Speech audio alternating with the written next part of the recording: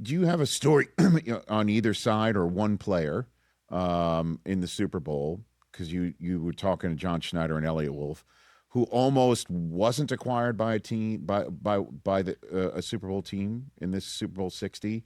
That sliding door did in fact open up, and that player is here, and it's a big difference. Do you got a story on that front? I mean, there's a bunch of them on both these teams. I mean, start out, and John Schneider took us through last night how they acquired Sam Darnold. I know we've talked about it before, but, they started at the combine. Geno Smith wanted a raise. They offered him a raise. If Geno had taken it, Geno Smith is still the quarterback of the Seahawks.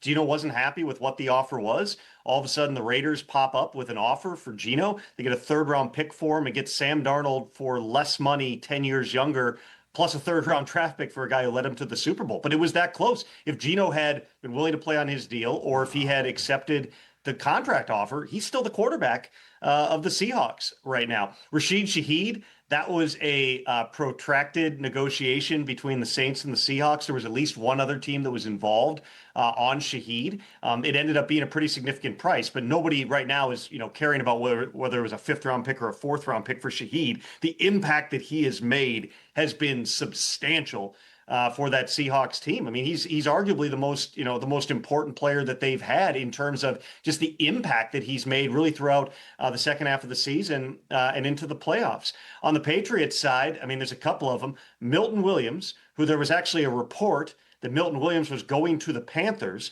What it sounds like happened, if my memory has served me correctly, was Milton Williams, the Panthers think they've got a deal with him. He's one of the highest profile free agents. Of course, made a huge impact in the Super Bowl last year, where he was like a backup type of player. He played a bunch, but he was not like one of their frontline guys for the Eagles.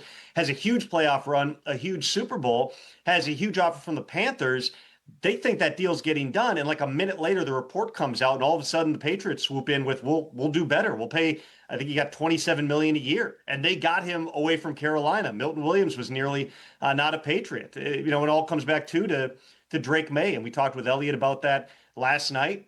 He said they were never truly close to trading that pick, but they did take it all the way up to, I think I reported about 3 p.m. on draft day, they're staying, because we all knew 1-2 was going to be Caleb Williams, Jaden Daniels. It was going to be a matter of, could the Giants or the Vikings, who both made offers, get up into number 3? I know the Vikings, like the last year, the night before, the day of, they sent one more offer over, and it involved pick swaps and other things.